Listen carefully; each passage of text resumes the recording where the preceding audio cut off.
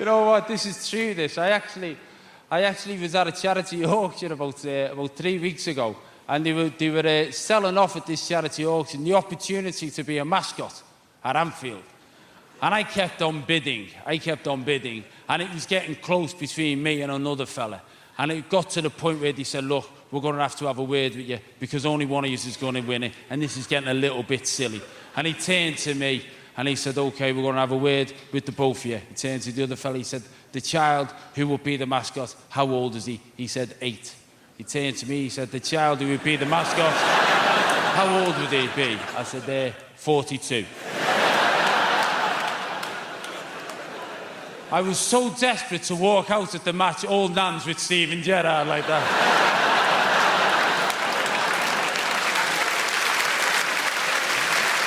Because it's a dream. And it's a dream that never ends. It's a dream that never ends. That's what women don't understand. Women don't understand that men live in two worlds. We live in this world, the one that you see, and the other one, the one that's in our head. The one where everything's still possible. I would say now that there's men in this room still waiting to get bitten by a spider to find out you've got superpowers. That's what we're like. That's why when you go to football games, you always see fat, bald, middle-aged men wearing replica football kits. And you know the first time they put that shirt on, you know they looked in the mirror and thought, there's still a chance. And that's what we're like. I go to Anfield, there'll be 47,000 people there, 20,000 of them will be fat, bald, middle-aged men wearing replica football kits, waiting for that one day that Rafa Benitez walks out, looks around and goes, oh, we've only got 10 men. Hey, I tell you what, Fat Eddie looks like he'll do a job. And it's difficult because you pass that ambition on to your kids, and as I say, I've got 3 kids, and we'd all like them to be footballers, we would, and 2 of my kids are really good footballers. I've got 3 boys, and 2 of them are really good footballers, and we're very proud of them. One of them's shit, to be honest with you. One of them, he couldn't kick a ball from here to there. He couldn't. I can't remember his name at the moment, but he's...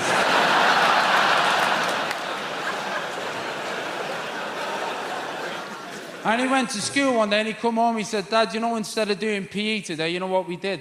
I said, what, son? He said, we did a thing called ballet. He was about 11 at the time. I said, what? He said, we did ballet. And I know what ballet is. I've seen Billy Elliot. I know what ballet is. I said, you did ballet, son? He said, yeah. I said, what was it like? He said, I loved it, Dad. I loved it. He said, I really loved it, and I want to do more of it. And I went, right, okay, son. I said, don't mention it to your granddad. But you want your kids to live their dreams, don't you? And I said, okay, son, we'll have a look into this. And I found a ballet school not too far from ours. So what I started doing is of a Saturday morning, I'd take the other 2 to football, and then I'd drop him near. It's only a couple of buses. I'd drop him near, and he'd go and do ballet. And then about a year ago, I got a phone call of this school in Chester, a specialist ballet school. They said, we've seen your son dancing. I said, yeah. And he said, we want to give him an audition. I said, all right, okay. So I spoke to him. He said, yeah, Dad, I'd like to go. And he went to this audition at this specialist ballet school in Chester. And afterwards, they phoned up and he said, you know what? He's brilliant. He's brilliant at ballet. We'd like to give him a place in the school. I said, but you're in Chester. How am I going to get him to Chester every day? He said, oh, no, this is a boarding school. If he comes here, he'll have to live here. I went, what? He said, he'd have to move here. And I said, I'm sure the other 2 can dance.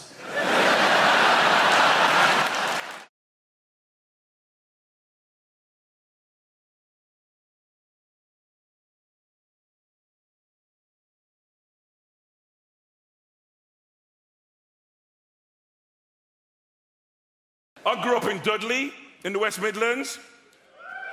Yeah, a lot of people grow up there because that's the only thing there is to do. What are you doing? Growing.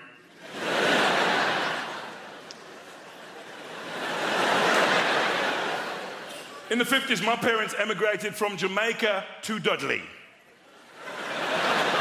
Yeah, Nancy, I'm going to say that again just for you. They emigrated from Jamaica to Dudley. Why? What was my dad thinking? Bloody blue sky all the time. I want hail and sleet and snow. All this joyous reggae music. Where can a man get some Des O'Connor? Winnie, pack your bags, we're going to Dudley. They made me go to church every Sunday. The Pentecostal Church of God in Prophecy. See, that's a black name. White churches are always called things like St. Thomas's. We're all outside going, St. Thomas's what? St. Thomas's Epiphany of the Shining Light of God in Christ in West Bromwich? Now, that's a name. You arrived late for church. Sorry I'm late, I was reading the signs. It's as good as Stephen King. I went to Blue Coat Secondary Modern School in Dudley. A lot of bullying there. I mean, you know, back in the day it was different as well. You get punched in the face, you keep it to yourself. Nowadays you go straight to the head teacher. Peter Wilkins has been punching me every day since the start of term. I'm not going to teach him anymore. I got a daughter, 17. She's got a pet name for me. Taxi. Yeah, because the only time I see her is in the car, and even then she gets in the back. I'm like, how was school? She's like, you're not one of those cabbies who's going to talk all the time, are you? Her childhood's different from mine. I mean, you know, when I was a kid, it felt like everybody in Dudley had permission to beat me. It wasn't just my mum. You know, I'd be mucking about in the street, suddenly, bam, Mrs. Fearon from number 14 slapped me around the face. Then she'd drag me to my house and tell my mum, Mrs. Henry, I saw Len misbehaving in the street, so I beat him for you. Do you know what my mother said to this woman? Thank you very much. I have 6 other children, help yourself anytime. We made a documentary in Dudley about my mum last year. My brother Paul said this on camera, no word of a lie. Lynn, when mum used to beat you, we used to think it was really funny. Bastards! Where's the solidarity in that? I'm getting my arse tore up, they're eating popcorn, they've pulled up chairs. Oh, it's not as funny as last week. Mom, work the ribs now, work the ribs.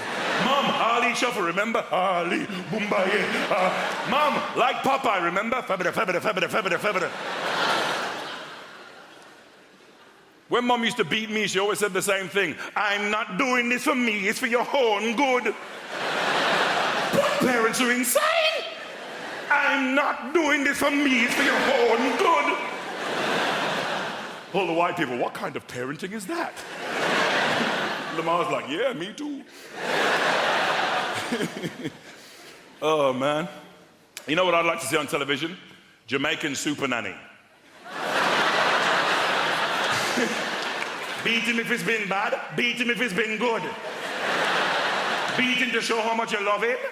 Beat him till your arms hurt so much. You have to beat if I'm making your arms hurt so much.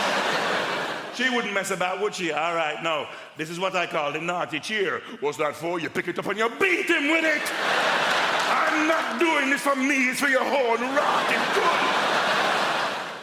I used to chase women quite a lot. Things were different back then, you know. It was like you had to go out on the hunt as a man back then. Back in the 70s, you had to put a nice splash of Pac or a band on. You stand there with your mates. There was no Facebook, none of this nonsense back then. You went in cold.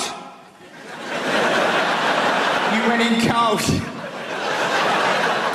You're there with your mates Friday night, you've had a couple of pints of lager, got your shirt ironed, jeans pressed. You say to your mates, look, I'm going to go and get them birds over. When I bring them back, don't mess it up. Walk over to them. Evening, ladies. I know it must have hurt when you fell from heaven.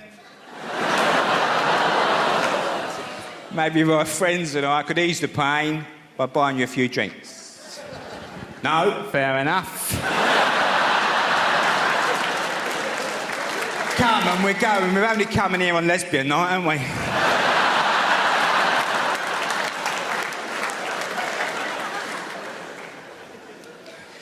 It's very nice that women don't have to worry about this nonsense now being pulled. It's great, isn't it, that they fancy you. You're in a nightclub or something, you're chatting to her. She says, look, shut up.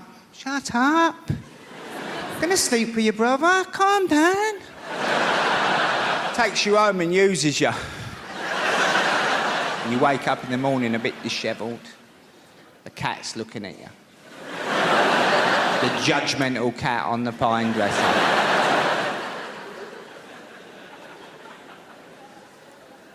But the worst thing has happened. In all the commotion, you've forgotten her name. Now, I'm a bit old-fashioned. I think if you chomped on someone's fanny, you should remember their name, you know what I mean? It's a little bit of a rule of mine.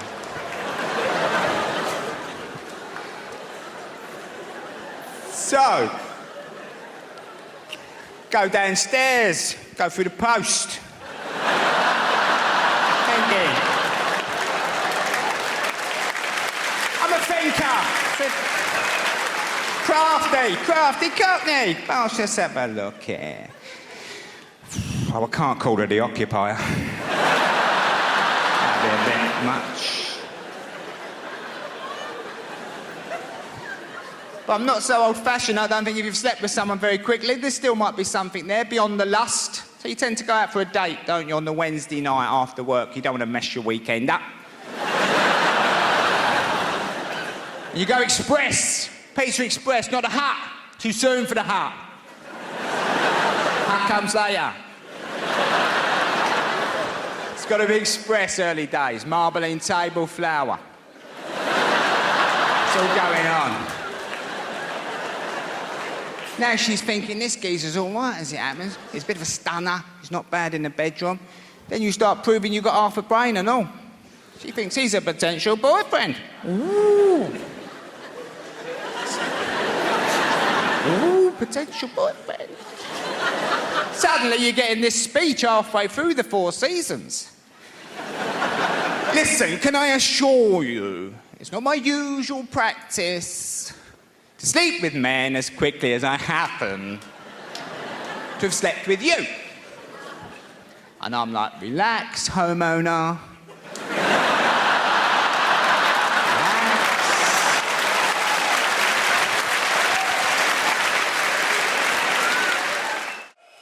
This is nice, isn't it? Yes. Is anyone here in their 40s? Is it? You're not in your 40s? Have you guys started walking like this yet?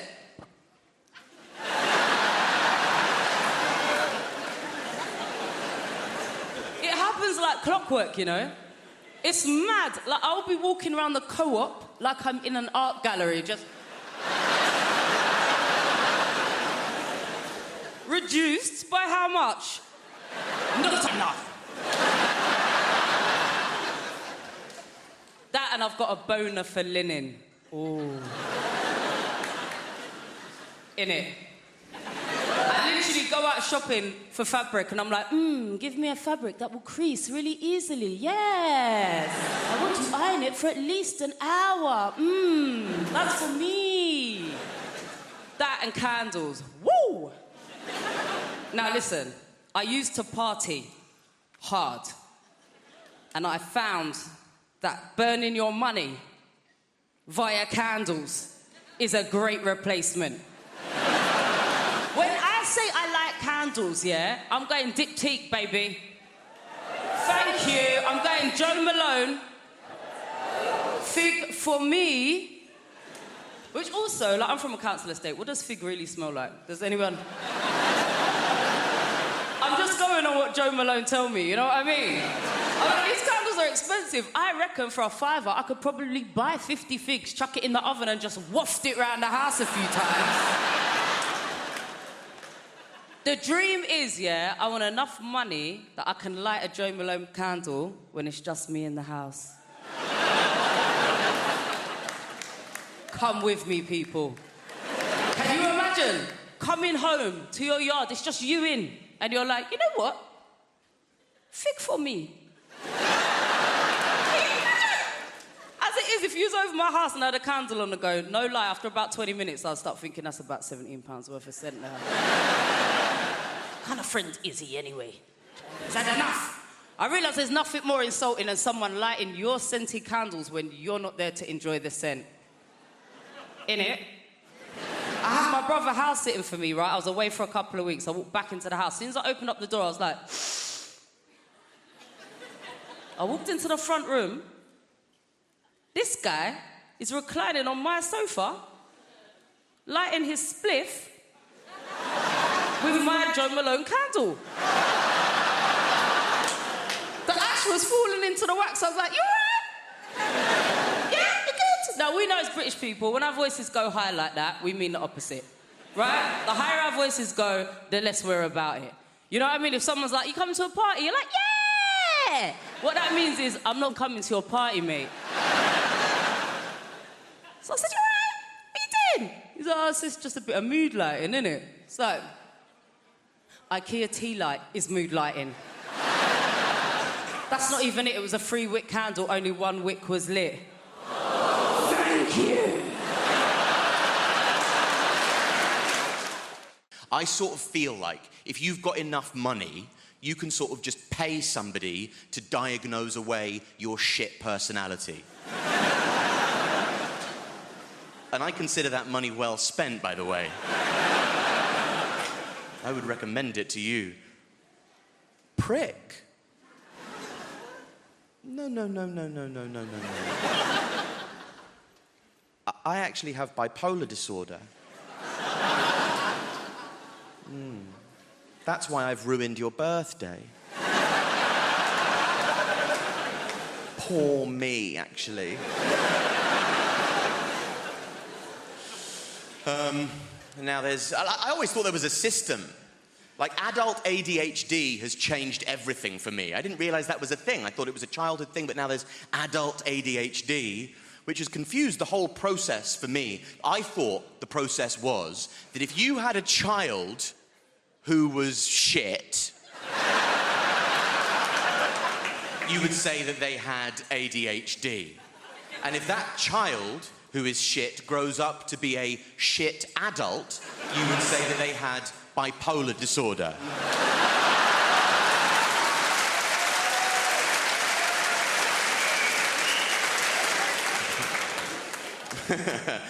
Footnote, I've been diagnosed with both, so don't write in, camera people. Anyway, a lot of people might suffer with mental illness, and that's, you know, it's a pervasive phenomenon. A lot of you might have depression. That's your sort of garden variety mental illness. That's your standard fare. And if you do have depression, my advice to you and the community at large would just be to keep it in there. Bottle it up. Whatever you do, don't tell me about it, because I don't care. I don't care if you're depressed. I'm bored of it. I just don't want to hear about it. And I just can't be. And also, it's just not a good thing. If you have depression, don't tell me, because as somebody who suffers with depression, you should know how pervasive depression is, that many people suffer with depression. So if you tell me that you have depression, that might make me depressed. And that doesn't really feel like a problem halved, does it?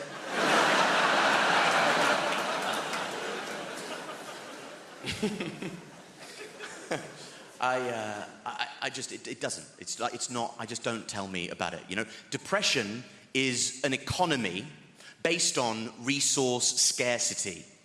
And what we've done now is we've flooded the market with depression, and it's lost all of its value, and I don't care if you're depressed.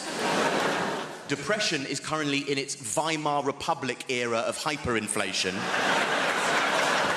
And we're all wandering around with wheelbarrows full of depression going, would you look at all of this depression? And I'm there going, that's actually not as much depression as it looks like. That won't even get you a loaf of sympathy down the shops these days. My friend said to me recently, with the confidence of a man saying something new, that's lovely. He said, I just think we need to talk more about male mental health. Oh my God, how could there possibly be time to talk about it any more than we already do? We are talking. I know that we all have different perspectives, different cultural backgrounds. I can see you, or feel you rather, like moving away from me. Okay? Let's all keep light-hearted about this. I don't want to have to say only joking, given the context of what this is, okay? When we first moved to our area, it was a bit shit, right? But it's got nice. It's got a little bit nicer. It's very slightly gentrified. So now, everyone that owns their property, they go on Rightmove every day for a little wank. Like, ooh, let's have a little look at what our house is worth. Let's think of somewhere cheaper and put it in and see what we can get for it. Put it in somewhere shit, somewhere, I don't know, somewhere up north. Put that in. And then you're like, fucking hell, we could own hole. It's disgusting. It's very vulgar. So, I've never lived anywhere nice before. It's been quite interesting watching it sort of change a little bit. Like, first off, there's little signs that you notice when a change is on the horizon. Like, first off, it's the availability of sourdough. Change a coming. And then it's the pub. It's always the pub. You've got to keep an eye on the pub. The pub changes. Like our old pub, it was a sort of working class pub. Old blokes in there, smoking roll-ups, buying and selling the odd gun, watching Sky Sports, right? But they've all had to go now. They've all been kicked out and the pub's been done up. It's all shabby chic. It's all been done a bit retro. And now, you know, there's like pictures on the wall, old Polaroid photographs of working class blokes smoking roll-ups, buying and selling guns, watching Sky Sports. And you can eat there. You can get food in the pub now. You can get a rustic frittata on a distressed camping plate. Or like a pizza off a bin lid. It's great. Tapas off a plank. Because gentrified people like to eat food from bits of shit in a shed, bits of crap sticking around in a garage. I've had soup out of a bedpan. Nice. I like it. You have to get a tetanus after you've had a meal, but it's nice. And parenting at Christmas time, I worry about my parenting. I don't know if I'm that good at it. I get into rows. I row with my kids. You shouldn't row with kids, should you? It's really frowned at. I said to my friend, I row with my kids. And she said, what do you mean you row with them? You mean you, like, tell them off? I said, no, because that would suggest status, wouldn't it? That would imply I've got some power in our relationship. But I don't seem to have any power. We're in the supermarket recently, getting all the shopping in. I'm quite harassed. I've got other things I need to be doing. One of them's like, no, we don't like pasta shells. We only like pasta bows. I'm like, it's the same. It's the same thing. All of the pastas are the same. The pipes and the bows and the shells and the twists. What are you looking at? I said, you don't give a toss about shape when it's chocolate, do you?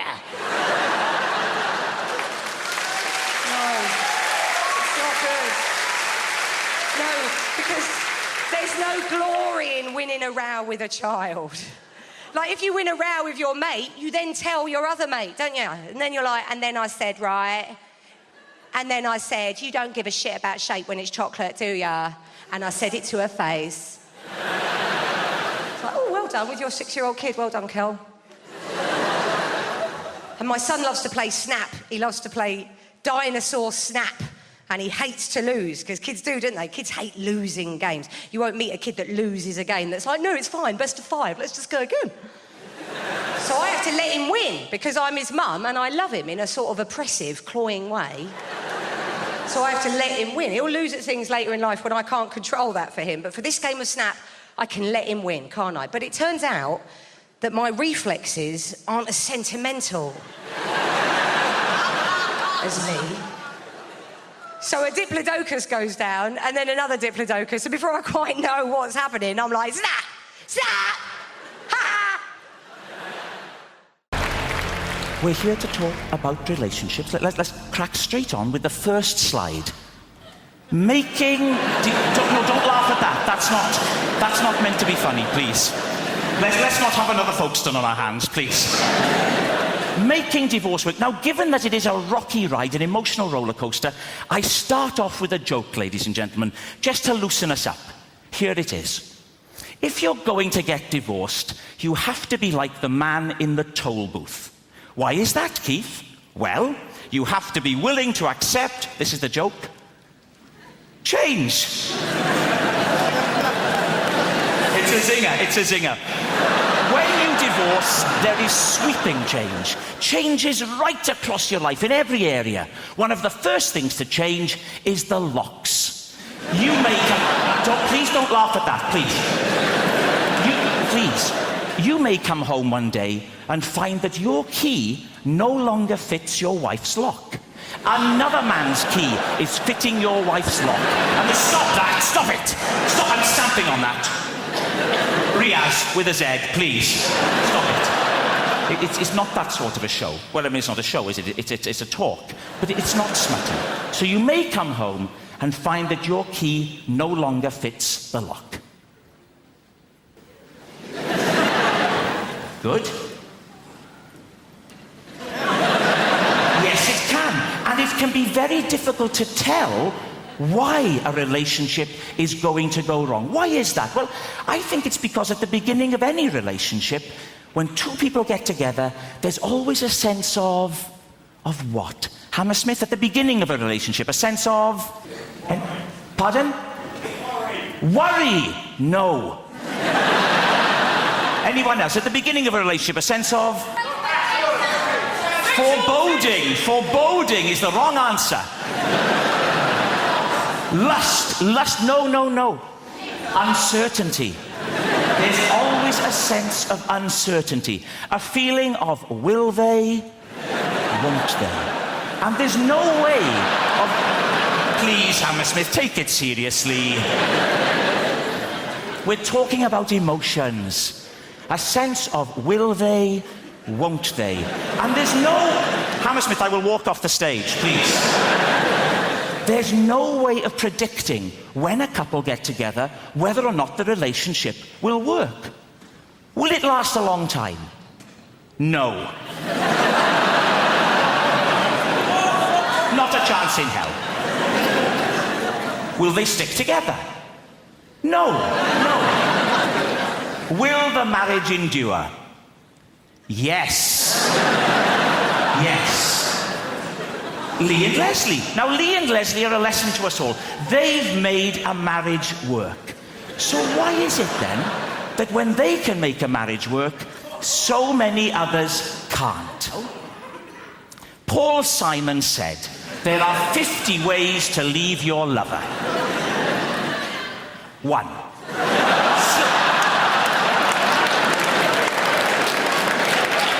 Hammersmith, time out. Please, start to take it seriously. 1. Slip out the back, Jack.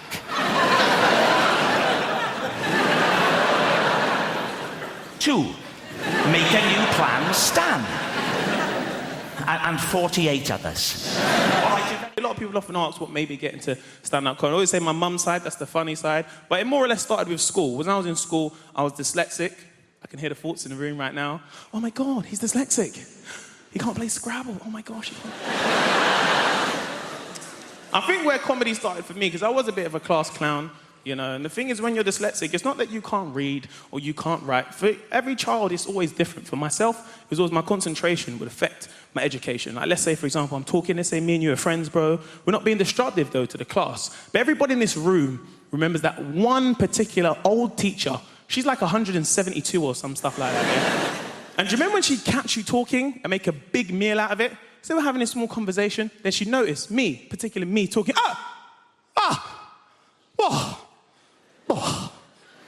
ghastly. We've got a conversation over here. Yes, children, we've got a conversation over here. No, stand up. No, you can stand up. Do you remember someone would try and defend it for you? Actually, do you remember what you actually say to her as a reply? But miss, I'm not even doing anything. Do you remember when teachers just lost it for a little bit? That's right, you're doing nothing. Now stand up. Someone would try and defend it for you in your honor, in your class. Now, miss, you know what? Man wasn't even talking, you know. I was sitting right there. I said to him, I feel like you're just segregating him because he's dyslexic. Why are you doing this, miss? Do you remember when your teacher just didn't care anymore? She's been there so long, she didn't care. Do you remember your teacher's like, What? You can fuck off! Do you remember the first time your teacher swore? Do you remember that kid? He couldn't believe it. What, you're swearing at me? No, I don't care. I'm telling my mum. What do you mean about me? I don't care. I'm going to tell Austin. What do you mean, me, yeah? Tell the whole me. This teacher didn't care. And you, stand up. So I stood in front of the whole class. You know, I was in a science lesson. So one teacher said to me, so Mr. Mo, Mr. Mo, being as you like to talk.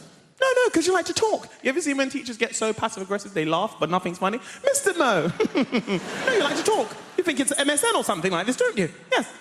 So, being as you like to talk, yeah, you can tell everybody in this lesson, yes? Yeah, no, because you're a talker. You're going to be a teacher one day, aren't you? You can tell everybody in this lesson what osmosis is. Huh? What is osmosis? So I was like, osmosis. So I was like, well, Osmosis is actually the process where a high concentration goes into a low concentration. A bit like if I put potatoes in water, they expand with weight and density. Anyway, what I was saying before getting really interrupted, basically like...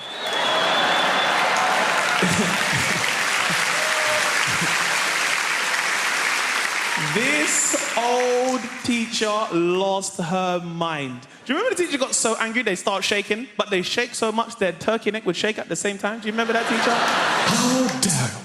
How dare you in my lesson on the day of the Sabbath? The Sabbath? The Sabbath? It's Orange Wednesdays. What's this Sabbath thing about? What's that? How can I get involved with that stuff? Do you know what? Get out right now. You can get out right now. So I never forget, you know, I'm walking outside the lesson, you know, spudding some of the guys in the way. Don't know. Oh, do you know what? I've had enough of being treated like this. I've had enough of this, because right now, I'm in year 11. Soon I'm going to leave. I'll be in college, earning some real money, making some EMA. I've had enough of being treated like this. Yeah. And I said to my teacher, I said, you know what, miss? I'd actually be learning if you was doing your job, which should be teaching. The whole class simultaneously went, oh my days. Going away with my wife, she does this thing, right? If you get her in an airport, I'm not allowed to have my own passport. It's embarrassing. It's embarrassing. I'm a 40-year-old man, I get to passport control. They say, you got your passport, mate? I'm like, no. I'm not allowed to carry it. Apparently, I'm not mature enough. I don't know what happens, man. The moment you get in near an airport, she becomes like some sort of Russian people trafficker. Do you know what I mean? She's like, I must have all the passports. You cannot handle passport. You are too stupid for a passport. I must keep all passports in zippy clear travel document folder, huh? Alongside printout from TripAdvisor. But you may carry the bags. I'm like a peasant boy for the day. Oh, thank you, master. Thank you very much. Yes, it's a real honor for me to carry your bags, you know. 11 pair of shoes for 3-day mini break is a good idea, huh? Yes. Maybe you will become a centipede while we are in Egypt. Who knows?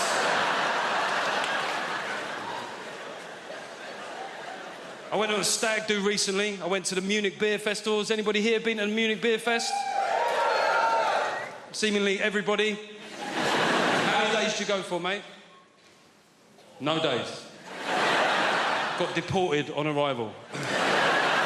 We went for 7 days. We got there on a Monday, right? We had 6 straight days drinking, Monday through Saturday. And on the Sunday, we said, we've got to do something different, right? So we went to Dachau concentration camp. Yeah. It was a weird shout. There's no getting away from it. Could have gone go-karting. I said, no, let's do some World War II here. It took a long time to get there, and when we got there, it was shut. Now, yeah, it felt inconvenient. However, given the wider backdrop of historical suffering, I didn't necessarily think that my inconvenience was that big a deal, right? So I just thought I'll take it on the chin. But we had a mate of us called Tim, and Tim started popping off at the German security guard. He said, mate, it's a Sunday, yeah? It's a big tourist day. It's outrageous that it's shut. I said, to be fair, it's outrageous that it was ever open, you know what I mean?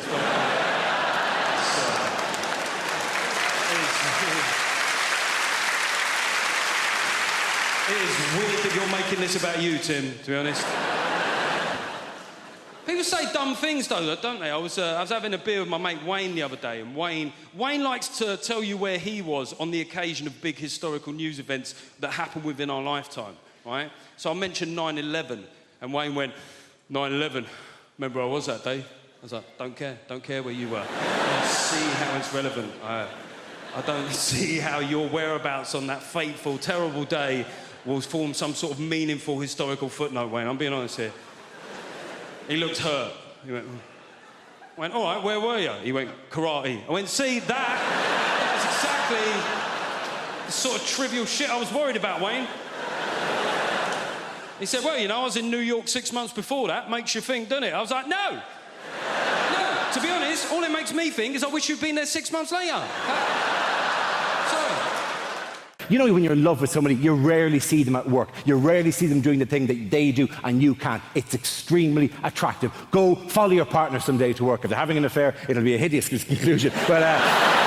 But just watch them doing the thing. It's really cool, because you can't do it, they can. You go, I fucking love, you're fantastic, you're glorious. Particularly when they're saving a life. Jesus, you're there going, oh, you're beautiful, I love you, and you're making me look good right now. Yeah, she's my girlfriend, look at her, she's glorious. She's saving her life, trophy bird, right?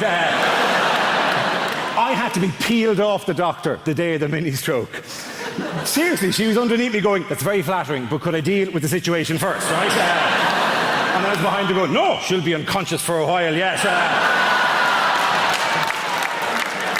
Apologise, she's actually in the room tonight. Sorry about that. But it is nothing more attractive than seeing the person. I mean, the doctor here, have you a partner there with you? Have you a boyfriend or husband with you? Yeah, he's a teacher. He's a teacher, so he's not in the medical trade. My teacher friend, isn't it sexy? Have you seen her ever deal with an emergency, have you? Not yet. Not yet, he said loudly. Get her to run over one of these feckers on the way home tonight.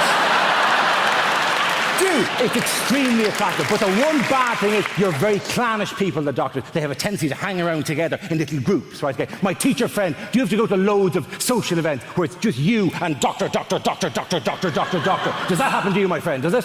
I hate it. Yeah, I know, it's a nightmare. I hate it, he said.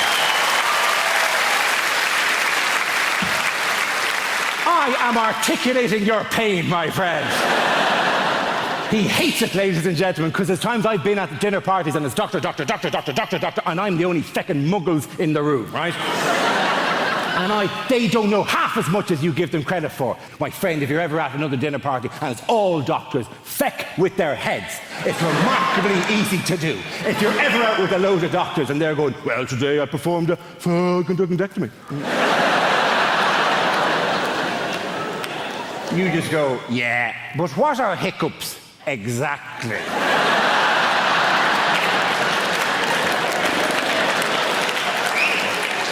There's many competing theories at the moment. And then you go, why, if you stay in bed longer, do you feel more tired? It's not my speciality, that particular field. Does time heal all wounds? Who the fuck invited you to this dinner party anyway? What are the Oil of Olay 7 signs of aging?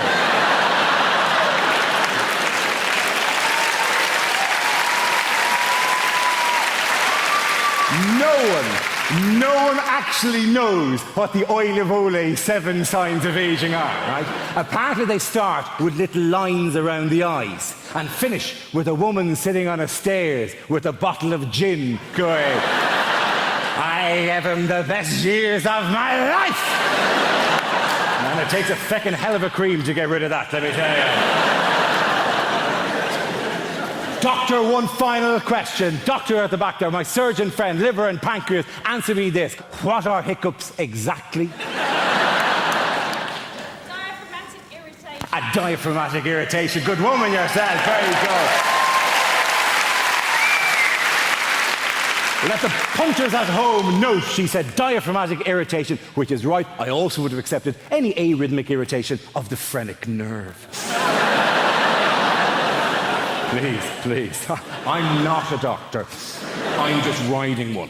Okay.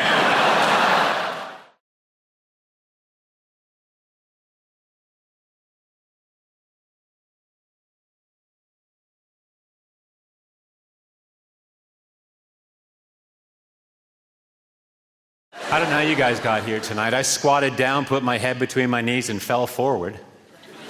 That's how I roll.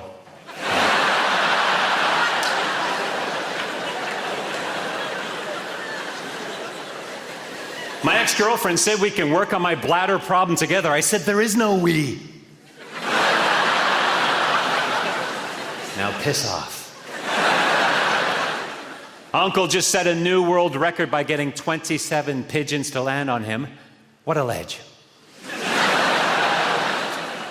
They should make a statue of that man. You'd like that. Does my wife think I'm a control freak? I haven't decided yet. She used to hate that joke. And now she loves it.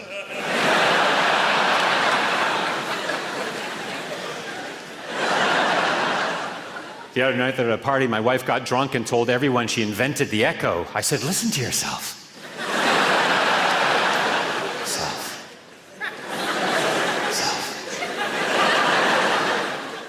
Fat people block the pavement. There's no getting around it.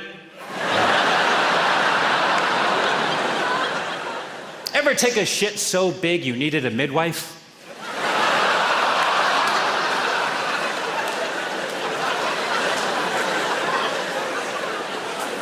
Me too.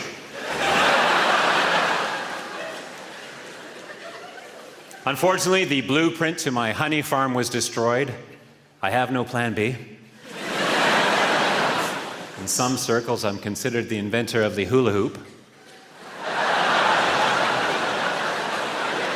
People who reinforce their own country's negative stereotypes. What's that all about?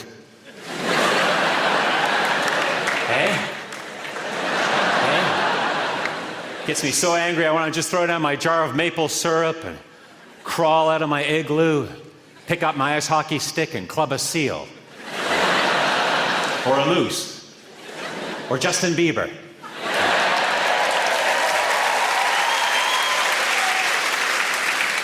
You're welcome. Canada has the fewest number of pretentious people to speak Latin than anywhere else in the world, per capita. I'm talking Saskatchewan, Manitoba, etc., etc. Vis-a-vis New Brunswick. Spartacus. I don't think Spartacus is Latin, but it gets me a couple of laughs, and that's why I'm here. People say I have the legs of a dancer, but until they find the rest of the body, the cops got nothing on me, man. Someone recently called me a shameless self-promoter. Me, Stuart Francis. .com.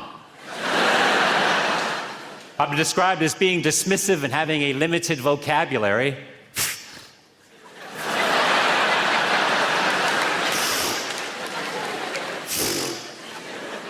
Women. People say I'm a plagiarist. Their word, not mine. I've been called irritating, not once, not twice, not 3 times, not 4 times, not 5 times, not 6 times, not 7 times, not 8 times, not 9 times, not even 10 times, not 11 times, not 12 times, not 13 times, and finally, not 14 times, not 15 times, not 16 times, but a grand total of 17 times, not 18 times. I enjoy your traffic lights. Just standing there, watching people, obey them. I've never seen anything like it in my life. Because, I mean, we do have traffic lights in Africa, but we don't use them the same way. It's almost like we saw them here and just brought them over just to fit in, you know? People were just like, what are these? These are the brand new traffic lights. What are they for? Ah, just adds atmosphere to the intersection, huh? Look at the colors, look at the colors. Nobody uses them. People here use them. I understand the cars, but I see human beings use. There's no cars, but human beings just stand there looking at the light. Oh, it's red, it's red, it's red, it's red. And then you walk and they go, oi, oi, what are you doing? I'm walking. Oh, the man is red, can't go, the man is red. No, I can go. It's just a suggestion, that's all it is. Doesn't mean I can't go, it's just saying I shouldn't go. I'm gonna go. No, don't go, don't go. Don't go. Press the button, press the button. Everyone presses the button. I don't understand why anybody presses the button. You press the button, and then someone else comes in, and they press the button. Have you pressed the button? Yeah, I pressed the button. Well, let me just make sure. Let me check. I pressed it 5 times. I also pressed. Oh, you also 5 times? Yeah, that's 5 times. 5 times the button. 5 times. That button doesn't do anything. I've actually checked. I've stood at traffic lights and waited, and the button doesn't do anything. All the button does is make you more patient. That's all it does. People get there and go, I'm in a hurry. Okay, that's better now. Hi. I press the button. I can wait. People stand there at the traffic lights. I love it. Everyone stands at the traffic lights, and then you just look at one another. Everyone, you see the people on the other side. They look at you, you look at them. No one does anything cool. Like, this is a moment you could chat. You could chat to each other about the weather and stuff. Oh, great weather. Yeah, have you seen the sun? Haven't seen the sun today. Nothing. Everyone just stands there. So what I like to do is, if the moment is right, if the mood is correct, and there's enough people, I try and wait for a moment when there's no traffic. And then I look at the people on the other side, and then I start shouting at them like we're going into battle. I just stand at the front of my side of the sidewalk, and I'll be like, today, we fight for our children. Those who oppose us will feel our pain. nobody looks at you because they think you're crazy. Which is better because now it looks like they're part of your army. They just stand there like this.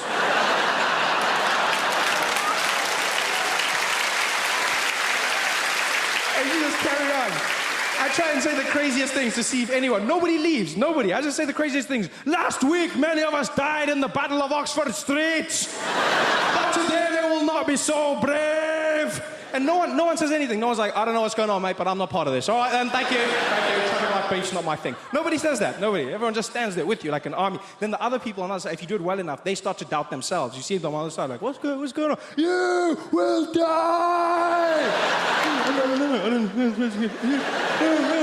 And the light goes green, and then you charge. And everyone's in a hurry, so they come with you. No one stands back. No one's like, oh, no, let him go first. No, they just go, oh, let's go.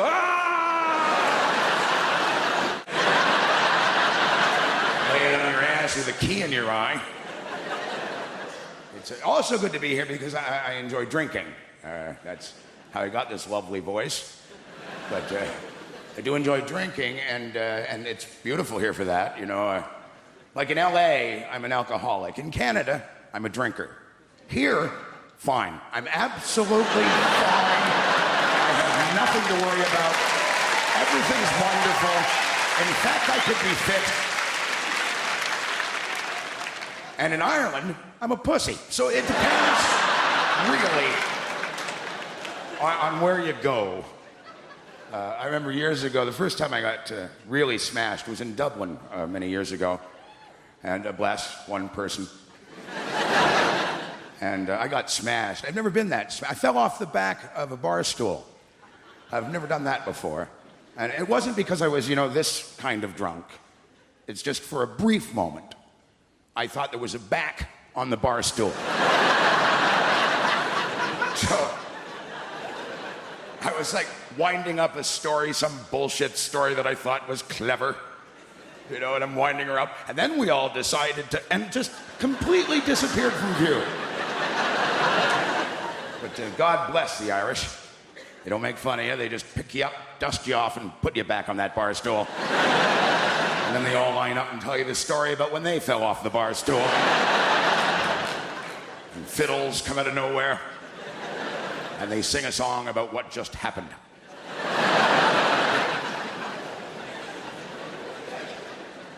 I don't like organized drinking. I'm not big on like stag parties, any of that bullshit. Most of my, at my age, most of my friends are getting remarried. And the stags are a bit calmer when you're getting remarried. We just got smashed and watched Iron Man 2. Dumbest movie I've ever seen, and if you think it's good, then shoot yourself. There's no point. But I got smashed and mad at a movie. That's never a good sign. Walking home drunk with a suit. Nothing sadder than drunk men in suits. Way too many pockets. I'm walking, getting closer to my house. And what I don't know, I was wearing a necktie. And the wind grabbed the front part, the fat part of my tie, and threw it over my shoulder, leaving me with that little tie. I was so drunk, I looked down and thought, oh my God, I'm huge. How am I ever gonna fit in my little house? I'm gonna have to live outside now. There's really, truly nothing sadder than a man drunk coming home, and there's the old lady in the house. And when I say old lady, women, don't get all pissy. I'm her old man, so please don't form a giant woman and come up here and attack me. I've always had that fear of women. If you piss off more than 5, they morph into a big one and just come at you. Men all over the world, man. We stand outside of our homes drunk, auditioning to get in. There's nothing sadder standing outside of your house at 3 o'clock in the morning practicing the word hello.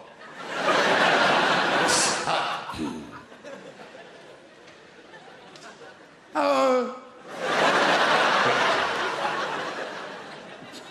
Oh. Howdy. Oh, don't say howdy, you stupid bastard. Only drunk people say howdy. Might as well jump through a window and kick her in the crotch if you're gonna say howdy.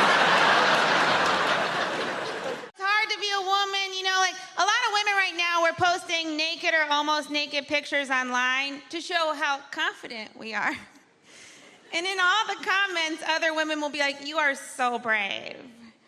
Well, I really just think that means not a model.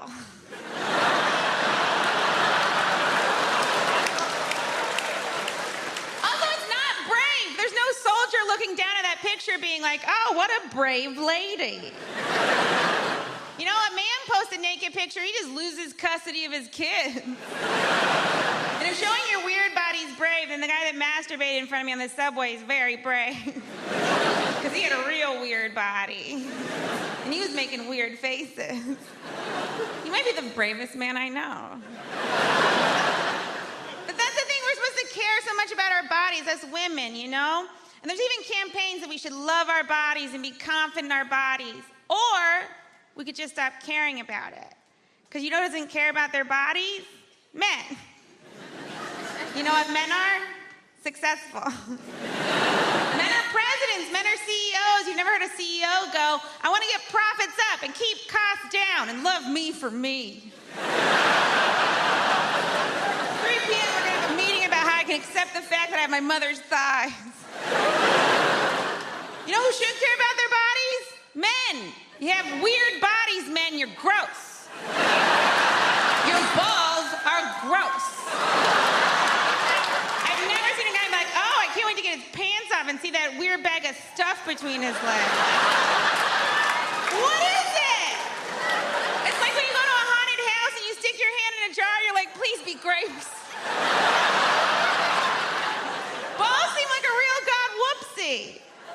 It's like when you're putting together furniture and you got a couple leftover screws and you're like, "Well, those were supposed to go somewhere. I guess I'll hang them from a satchel." Even the name sounds like a mistake. What are you gonna call them? Scrotum. Okay. This is how you knew God didn't care about balls at all. Everything else important he covered in bone. Balls, he was like, "Let them fly." You are so lucky we get our faces near them.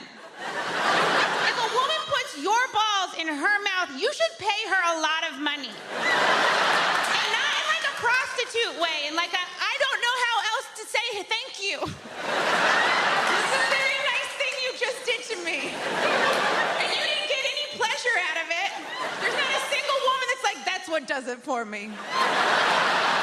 You were more of a saint than Mother Teresa for that. There's no way she ever did it. Career is over. I put paint on my face just to leave my home. And you guys get to walk around those wrinkly, dangly bags of crap. You should have to put makeup on them. Or at the very least, googly eyes. I don't know if it'd be better or worse, it'd be fun. He's happy, he's sad. He lost his boner. You guys get away with calling our boobs saggy. Your balls are saggy. You should wear a bra. And you make it fancy.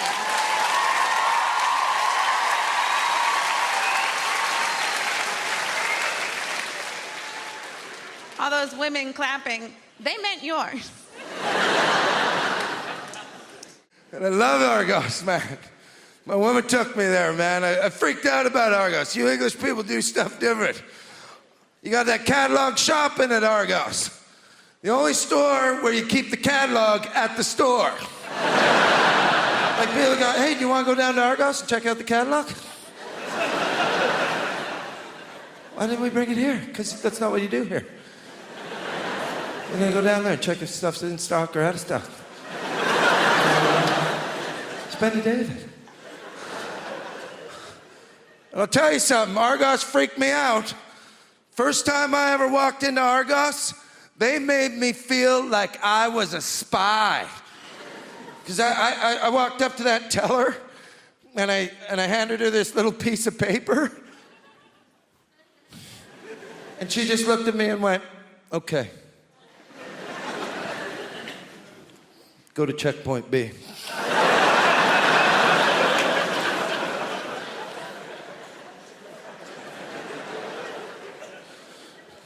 Yeah, I went to checkpoint B. They didn't even know who I was, man. I was like, "You don't know me?" I'm 376. I think you have a package for me.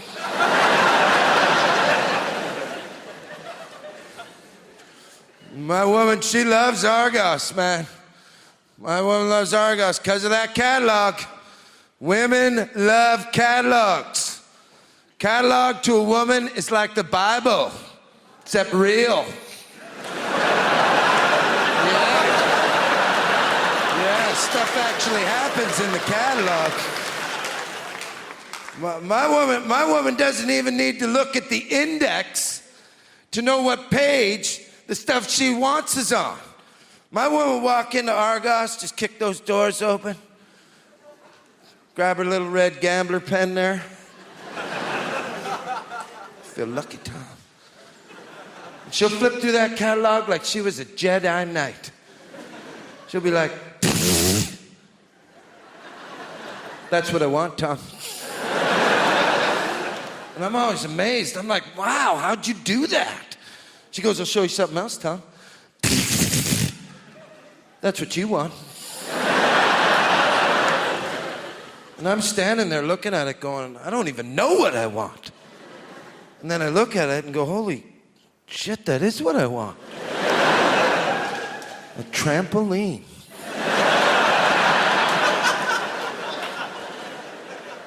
Yeah, because I didn't want a trampoline for $129.95, but for $79.95, I needed a trampoline. I'm gonna tell you something, you can't just buy no trampoline. You gotta get all your trampoline trimmings. Huh? Gotta get that safety cage in case you don't know how to bounce up and down.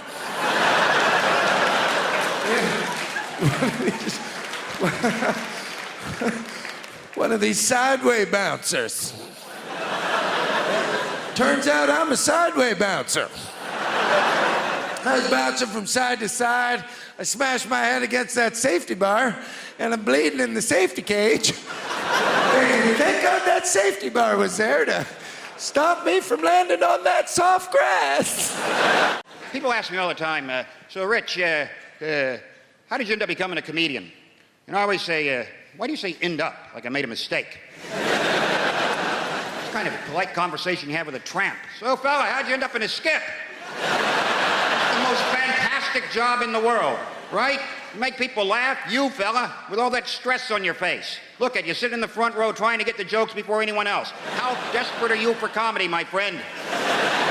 Well, you people, Brits, put... Oh, I'm sorry, what? I wasn't expecting a response. Do you work? I'm a student. A student, all right. No more questions, Your Honor. It's very easy, no heavy lifting. Yeah? Why don't you think about being a comedian? What are you studying? History. History. That goes back a long time, doesn't it? Why don't you try American history? A couple hundred years. Boom, you're done. Listen, here's the thing, all right? You just say intelligent things stupidly. That's all there is to being a comedian. Or maybe it's stupid things intelligently. It's not rocket surgery. I'll tell you that right now. That's what I get asked all the time. So I bet you were the class clown. Were you the class clown? Screw you. Why would you suggest I took a childhood disorder and turned it into a career, you prick? No one ever says to a hooker, were you the class whore? I bet you were the class whore, weren't you? Let the mystery be. I love watching Brits snap. That is the greatest thing in the world. When a Brit snaps, you don't even know they've snapped. It's not like Americans who take out 8 or 9 people with a high-powered rifle because they're social animals. Brits snap and you go, 2 hours later thinking, I think that guy snapped while I was talking to him. At that point where he crushed the pint glass with his hand, he was a bit pissed off. That's why when it comes to a war on terror, something we invented, the war on terror, because Brits would never have a war on terrify, because what's not terrifying to Brits? Everything. They just don't show it, right? Brit, you've had giants plucking your daughters out of villages a couple thousand years ago. Look that one up, history boy. It's true.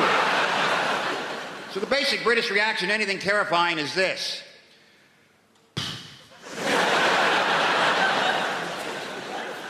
How much is this going to cost?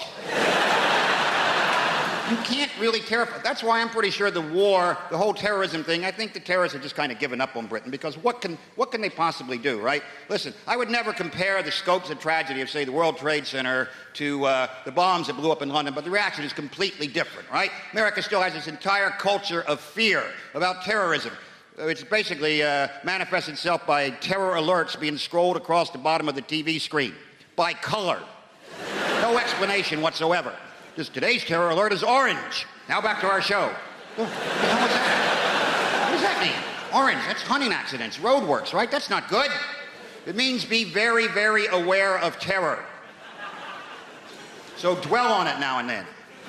Whereas in Britain, they blow up the buses in London, next day people are back at the bus stop waiting for the bus, right? And complaining about it because they're Brits. Bus is late.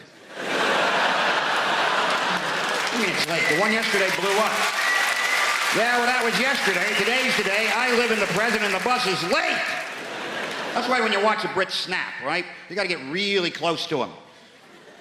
They'll pick a high street and just corkscrew for a while. That's...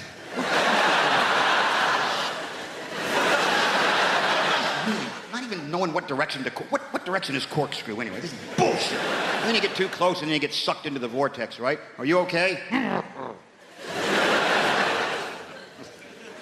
That moment when a Brit truly snaps, and it looks like this. I'm going to write a letter. That's it. I've been pushed to the brink, you bastard. Nobody treats me like this, you son of a bitch. Huh? I'm not emailing this, I'm writing this. Wait till you get that tomorrow. Big red pillar box right in the mail. Postal strike. My wife and I have decided we don't want children. If anybody does, we can drop them off tomorrow. The fat one has asthma. Is that even good? No, we have a beautiful old girl who we named after my mom. In fact, passive-aggressive psycho turns 5 tomorrow.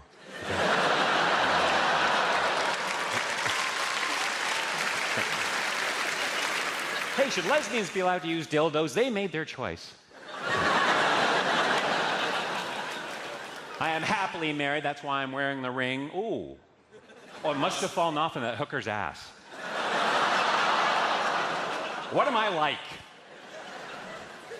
Anybody that's married knows what I'm talking about when I say this, that you really find out about someone after you marry them. Like, for example, my wife doesn't have a peanut allergy. No, it turns out she has a penis. That's it, she has a penis.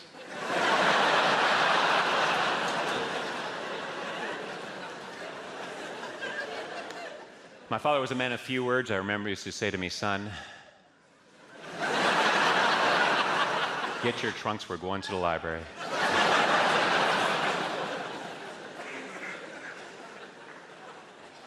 I was addicted to rolling around in pig shit. I've been clean for 2 years now. No, I seldom do drugs. I've only done ketamine.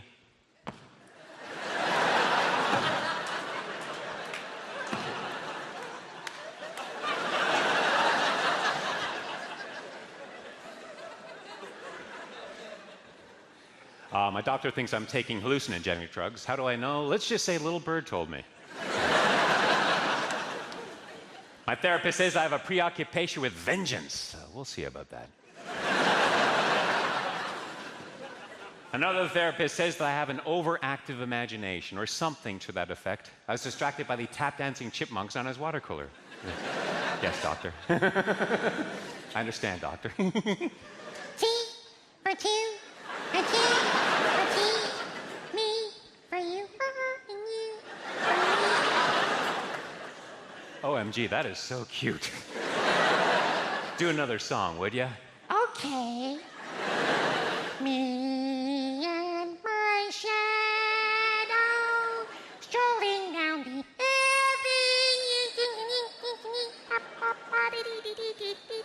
Scoop, scoop, scoopy dee dee dee dee dee. I was called immature today by my smelly wife. So I spit on her. And now I'm Lonely. I'm Mr. Lonely. I have nobody for my own. 3 of you recognized it. That was a tough note. Thank you.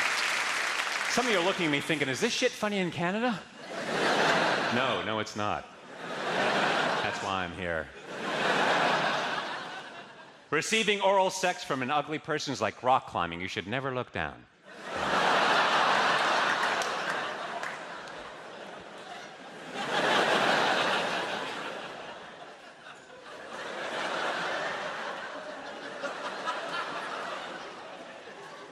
Sir?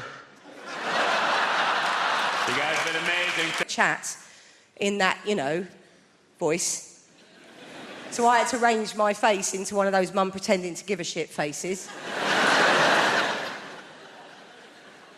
I said, go on, what's he done? She said, do you want to tell Mummy what you did today, Frank, or shall I tell Mummy? He's got upset now. He's like, you tell Mummy. I'm like, what's he done? What? She said, look, today, Frank stuck a digit up the teaching assistant's bottom.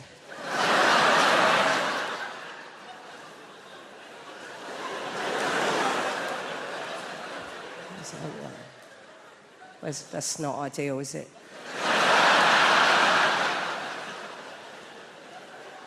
It's very difficult to know what to do with your face. I was going through all the faces in my phone.